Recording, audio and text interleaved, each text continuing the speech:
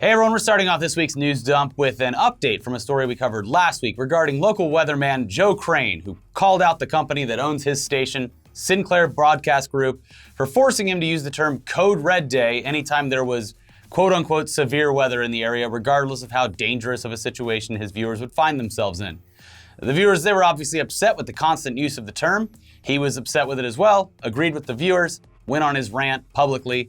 We originally updated the story in last week's episode because we found out that he hadn't been back on the air since the video went viral, but there'd been no confirmation from either the station or Crane himself about the safety of his job. Well, as we all could have predicted, it was confirmed by a rep for Sinclair that Joe Crane has officially been fired from WICS-TV after 15 years on the job. And despite firing their weatherman for trying to stop the Code Red callouts, the station, they're just going to go ahead and change the wording anyway to Weather Worn. Weather Worn? Weather Worn. Or, I don't know, they could have just let the meteorologists do their goddamn jobs and make the decision on how to handle and convey the severity of the weather to the people that trust their opinion because they're the experts. Yeah, that would be That's one way they could have done it. Yeah. They didn't, though. No. Weather Worn. Yeah. You've been weather warned. And now he's going to have to get a job somewhere else at a station that's going to uproot his entire life and move him across the country. It's hard out here for a weatherman. I know. Anyways, back to our more typical fare, general entertainment news. Yeah. There was a huge casting announcement this week for Fast and Furious 9 thanks to an Instagram post by Vin Diesel, who hyped up the news and then panned the camera over to reveal who he was talking about, except there's no one there. Yeah, that's a weird reveal for sure, but luckily confirmation finally came directly from Universal that the person he was talking about was named John Cena.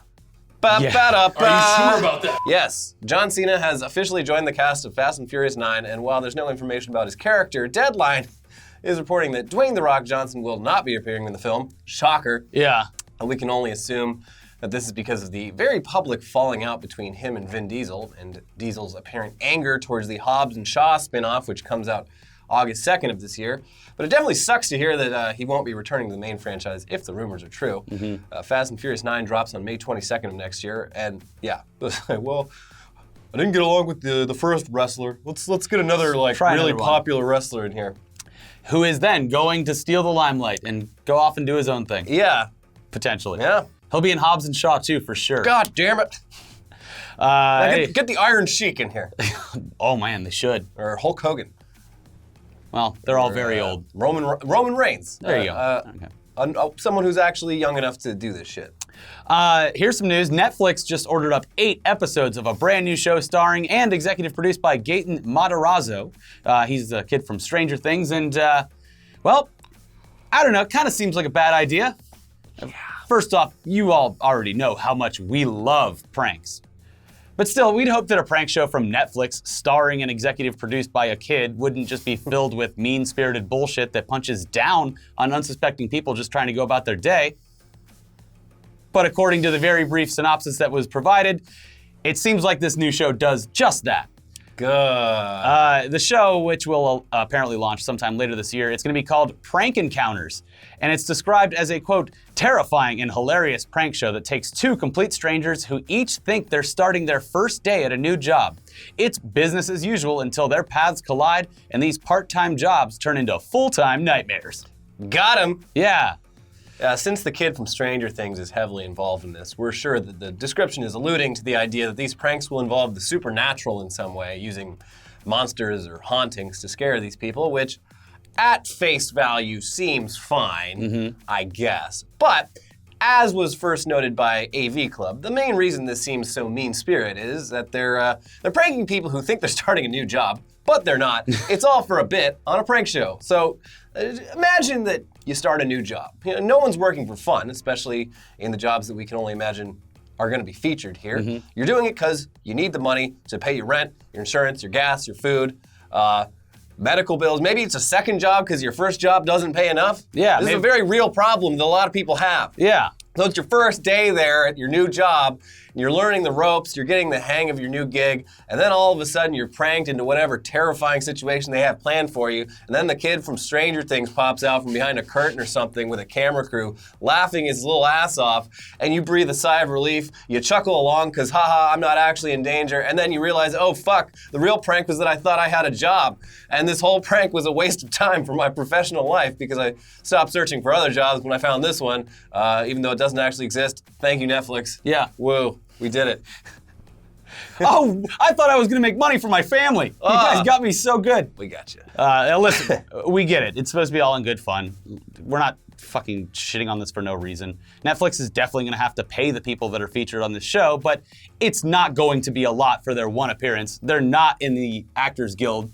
Yeah, and it's not like they're...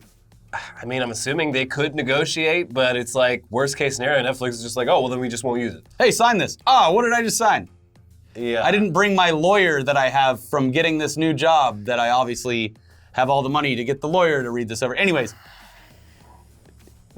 I've been out of the reality show game for a while, but I remember like years ago, I think the day rate was like $350. Maybe it's $500 a day now. It's not nothing, but... Yeah, certainly not as much as the hope you have of continually making money at a job that you may or may not like. Maybe they'll do it through like temp agencies. Yeah. That would be nice. Anyways, these aren't like Screen Actors Guild people. They're theoretically normal, everyday people who now have to go find another job. Unless, of course, they actually are actors, which makes the entire show pointless anyway. Yeah. Anyways, like we said, this comes out later this year. So when it is released, we can all turn on Netflix and laugh at people who think they just got a job as a waiter, but instead they get trapped in the walk-in freezer with a Demogorgon or something. We got them. Slapped my knee. Speaking of actors ruining people's lives, Jessica Biel has officially come out as an anti-vaxxer, which means that her husband, Justin Timberlake, is also technically anti-vax by association, because they have kids. Yeah. And so, yeah, this fucking sucks. It's a bummer. Biel, I love Justin Timberlake. Yeah. Oof. I couldn't name one Jessica Biel movie, but I love Justin Timberlake. She was in that one, well, there you go. there was like baseball in it. Oh. Moneyball? No. Summer Catch. I don't know. She's also in Seventh Heaven, which my grandma made me watch when I was like a kid. Oh, okay. And then the dad on it, he got in trouble because he's a child molester. Anyway, Jessica Biel already said previously that they didn't plan to vaccinate their kids, which is, that's all the evidence you really need. But Not our kids.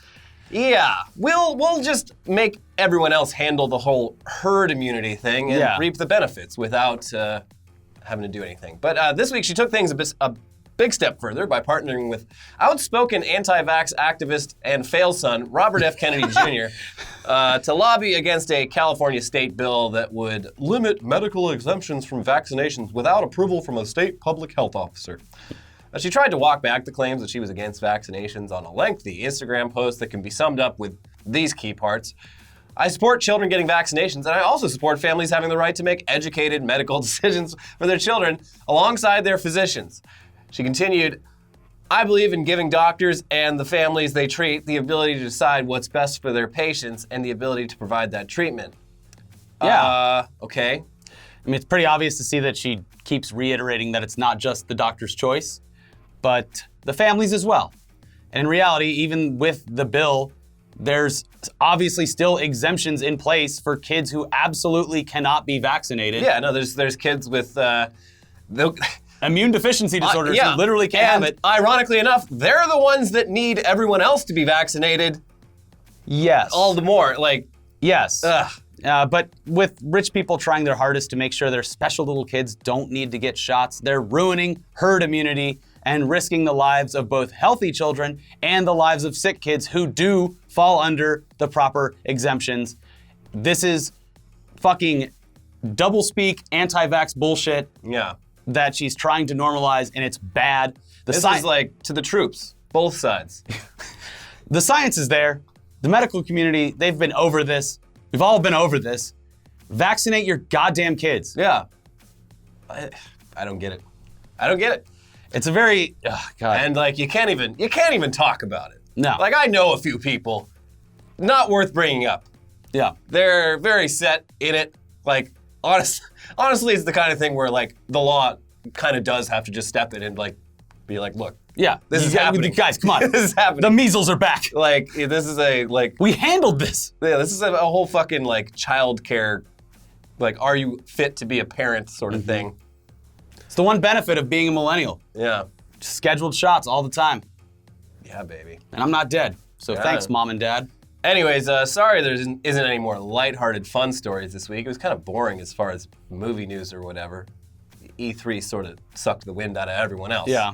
But here you go. Justin Bieber challenged Tom Cruise to an MMA fight or something on Twitter out of the fucking blue, and everyone just made fun of him incessantly for it because despite his age, Tom Cruise would almost certainly destroy Justin Bieber in the octagon. He bases entire movies around doing something that he wants to do, like climb the Burj Khalifa or fly a helicopter vertically. Say what you will about, he's also fucking the deeper allure of Tom Cruise. Yeah. But the man is a very hardworking actor who really puts his body on the line for the stuff, and has done a lot of training with fighting and martial arts. He would destroy Justin Bieber. If Tom Cruise sets his mind to something, he gets it done. Yeah. And that could either be an insane stunt or by becoming the face of a cult.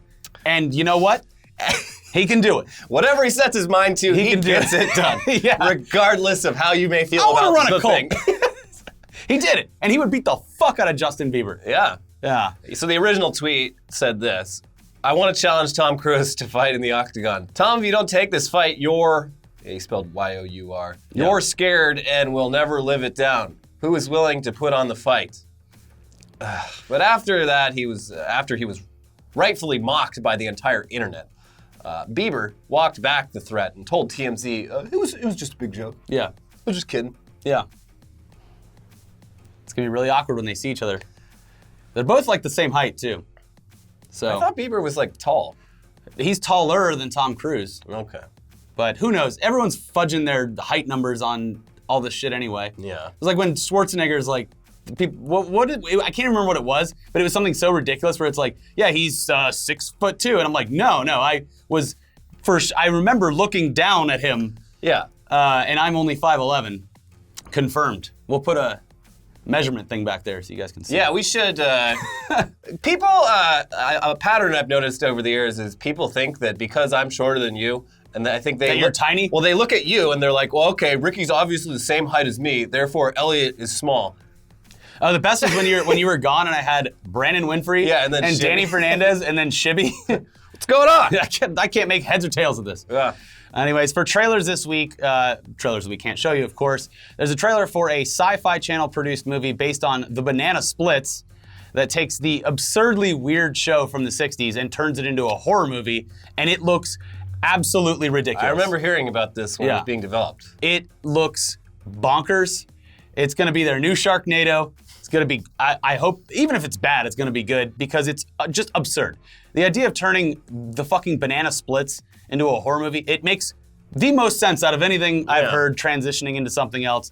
If you look back on the show now, it's visually horrifying. Yeah, it's nightmare fuel. The 60s were very weird. I remember they were playing this on like Boomerang in the middle of the night, and it's back when I used to smoke a ton of pot, and I was just like, what the fuck is this? Yeah, it's like one of those Adult Swim late night, intentionally weird But it's things. real. Yeah, but it happened. A bunch of people at various stages of production all gave the thumbs up to this horror show to be marketed to children. Yes. And that's why America has been in decline since the 1960s.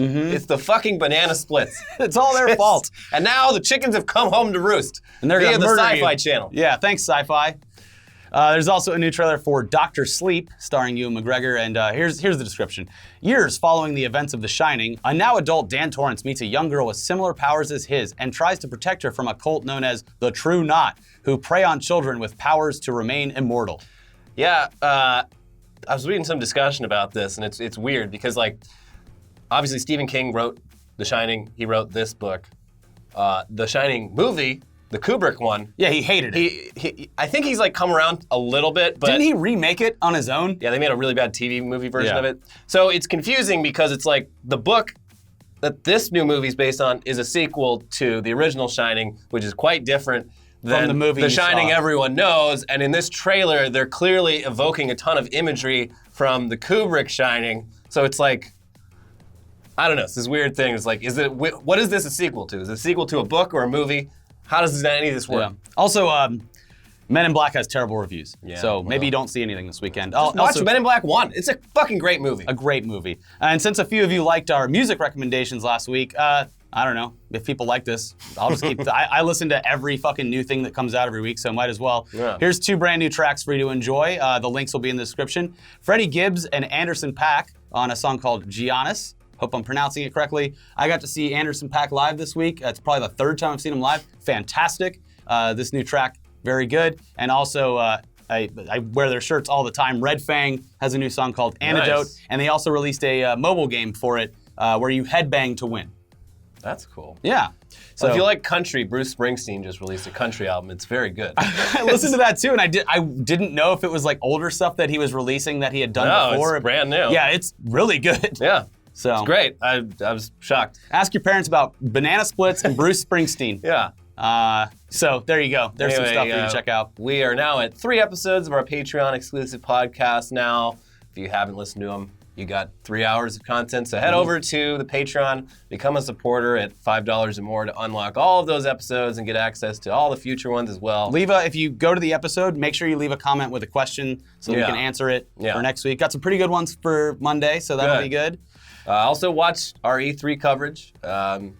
It's over, thank God. Yeah. I feel like death just from 2 nights of partying in a row. I'm done. Oh, Done your forever. blessed life. I know. But yeah, we'll see you soon for another episode of News Dump. No. Weekly Weird. Weekly Weird tomorrow. See, we're still not over. It's fine. Sorry. The beer was free though, and I will never turn down free beer. Yeah. What am I supposed to do? Want to say no? Drink water? No. Bye. Bye-bye.